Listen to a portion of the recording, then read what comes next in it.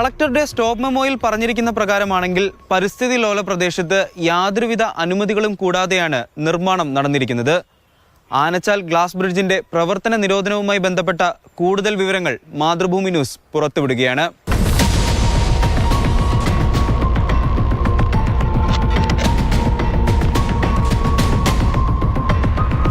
Glass ബ്രിഡ്ജിന്റെ ഉദ്ഘാടന ക്ഷണക്കത്തിൽ പറഞ്ഞിരിക്കുന്നത് പ്രകാരമാണെങ്കിൽ നിയോ Nova Munnar LLP എന്ന കമ്പനിയുടേതാണ് ഗ്ലാസ് ബ്രിഡ്ജ്.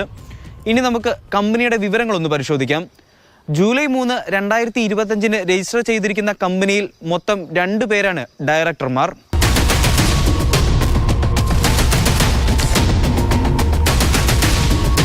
ഇതിൽ ഒരു കാര്യം കൂടിയുണ്ട്.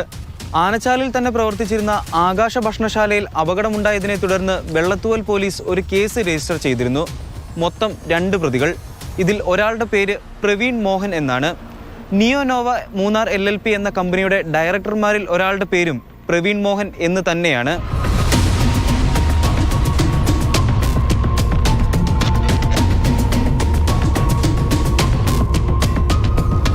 പരിസ്ഥിതി ലോല പ്രദേശത്ത് നടന്ന ഒരു നിർമ്മാണം, അതും റവന്യൂ വകുപ്പ് പലതവണ നൽകിയ നിർമ്മാണ നിരോധനങ്ങൾ കാറ്റിൽ പറത്തിക്കൊണ്ട്. ഇതിൽ ഉയരുന്ന ഒരു പ്രധാന ചോദ്യമുണ്ട്. ഇത്തരത്തിൽ അനധികൃതമായി നടന്ന ഒരു നിർമ്മാണത്തിൽ ഏതെങ്കിലും രീതിയിലുള്ള രാഷ്ട്രീയ ബന്ധങ്ങളുണ്ടോ എന്നുള്ളത്. Nitin Thomas, Mathrubhumi news, Idukki.